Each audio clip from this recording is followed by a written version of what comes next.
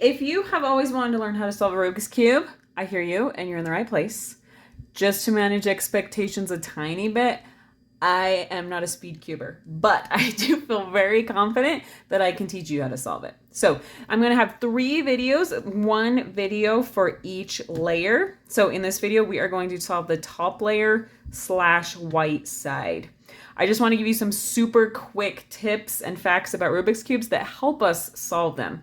So you may or may not know that each piece on a Rubik's Cube has a specific spot where it goes. So each side, the middle color is the color of that side for it to be solved.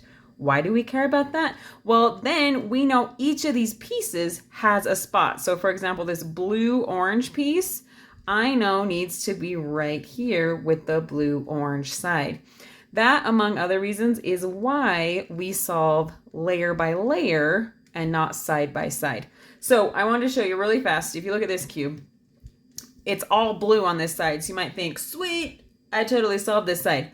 But if we look a little closer here, it is not actually solved, right? Sorry. Just another quick example, if you were like this and you're thinking, I almost have the blue side solved, I just got to change out the middle piece. Well, this is actually the yellow side, so sorry, you're actually not close. So knowing these things helps us to be able to solve it.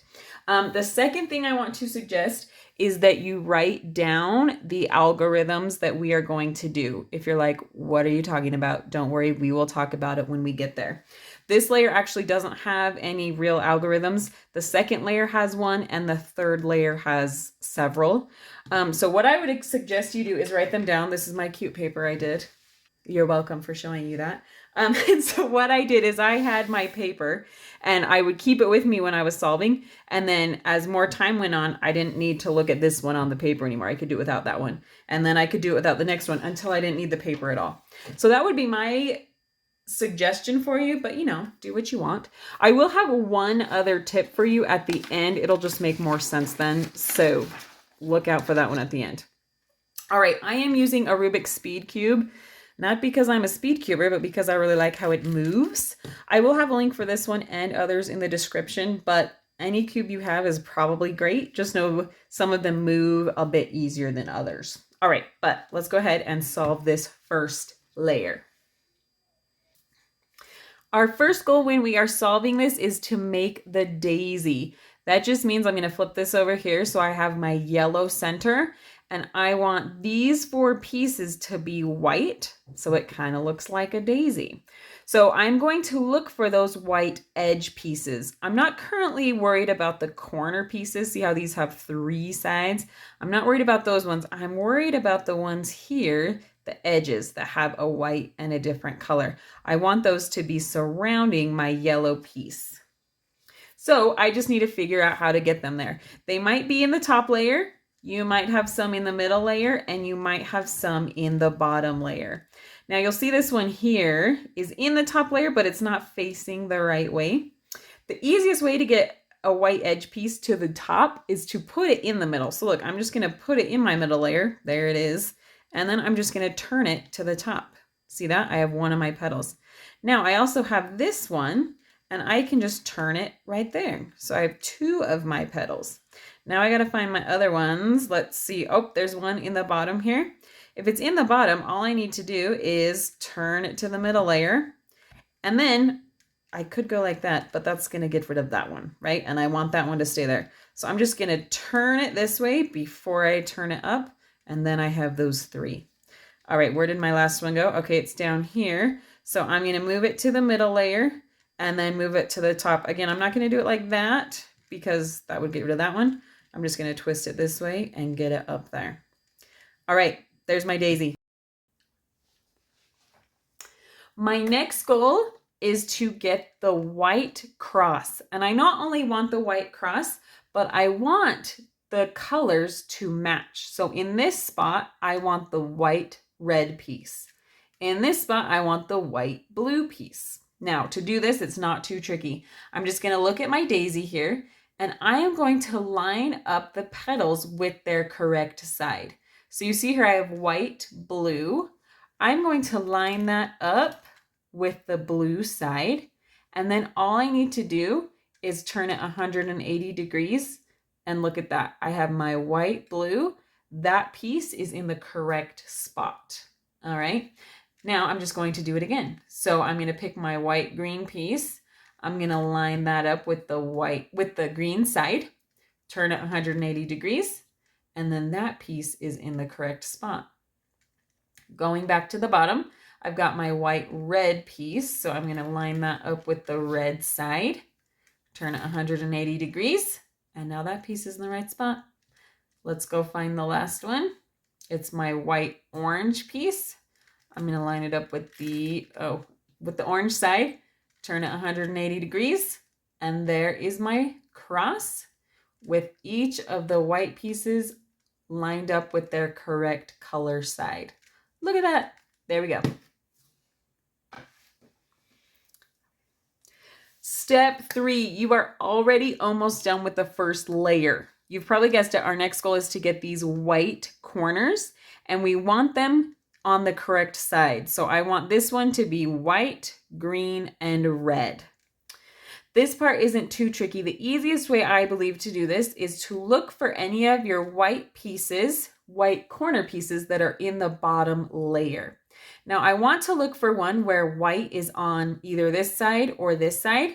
If it's on the bottom, we can still solve it, but we will get to that one in a minute. Now, to get this one to its correct spot, it is not too tricky. And I actually would encourage you to pause the video for just a second to see if you can figure out how to get it there. All right. Now, you don't have to do that, but I think it's a good idea. But I'm going to show you how to do it here. So if I have a piece, a white corner piece in the bottom layer, I am going to put it underneath the spot it should go. So this is the white, red, blue piece, which should go right here. So what I'm going to do is I'm going to take it and put it under the spot it should be. It's right here, but it should be there. Once it's under the place it should be, I'm going to turn it so that I can't see that white side anymore. Then I'm going to turn the opposite side down. Remember, this is where I want the piece. And then I'm going to put it into place and twist it back up so I have the white cross again. Then look, that white piece is in the right spot with the red and blue side. Isn't it lovely? All right, let's go find another one. Ooh, I do not have any more in the bottom layer that are facing on the side. I have some that are on the bottom. So let's go ahead and show how we would solve that. This is my white, orange, green side, and it's actually under the spot where it should be already. Now, normally I would turn it so I can't see the white, but I already can't see the white because it's on the bottom. What I'm going to do is turn one of the sides, and then this is the piece I'm dealing with, right? I'm going to turn this twice or 180 degrees, and then put the white back up to keep my white cross. Well, now this piece is right here with white on the side, and that's the easiest way to solve it, right? I'm going to put it under where it needs to be, white, orange, green, putting it under, turn it so I can't see the white. Now, if the white were on this side, I would turn it that way, right? But because it's here, turning it so I can't see it, turning this one down, putting it back in place, and then putting it back. And now that guy is also in the right place. Okay, we've got one that's in the top layer, but it's not in the right spot. It should be over here. This isn't too tricky to fix either. I'm just going to turn it down, bring it out of that place, and then turn this back up. All that did was change out this piece. It kept the top the same. Well, now we've run into the same thing where it's white on the bottom. So I'm just going to put it under where it should be, turn this side, turn it twice, and put it back up. Now, it's not that piece. That one's trying to trick us. Now it's right here. This is my white, green, red piece. So I'm putting it under where it needs to be, turn it so I can't see the white anymore, put the opposite side down, put it into place, and put it back up. Oh my gosh, we're almost done. We just need this side. Let's see, where is it? It is hiding out on the bottom as well. You know, sometimes you won't get any in the bottom. Sometimes three of them are in the bottom. You just never quite know. So I'm putting it under where it needs to be, turning it twice. Now it's nice and easy right there. Turn it so I can't see the white. Now all of mine were right this time, which is hilarious. But like I said before, if white is on this side, turn it that way and then turn this side. But we're turning it so we can't see it, turning the opposite side, putting it in place and putting it back up. And oh my gosh, the angels are singing because we finished the first layer and the white side. Now, that tip I alluded to earlier, you aren't required to take this advice, but if I were you, I would consider it. I would seriously practice this step, solving this side like 100 times at least before moving on to the next part. Now, if you're rolling your eyes, that's okay. But the reason I suggest that is because when I was watching my son learn how to solve this, he got the first and second layer solved pretty quickly. And then when he was working on the third layer, just inevitably, you are going to do something wrong. The third layer gets a little complicated because you're trying to keep everything else still solved. And at some point, you're going to turn something counterclockwise when you're supposed to turn it clockwise or something like that. And it ends up messing up your other two layers and you have to start over. Now, it's just kind of part of learning, but if you don't have the first two learned pretty well, it can be super frustrating because you feel like you're going back to the beginning and having to solve it very slowly again, the first and second layer, till you finally get back to the third layer.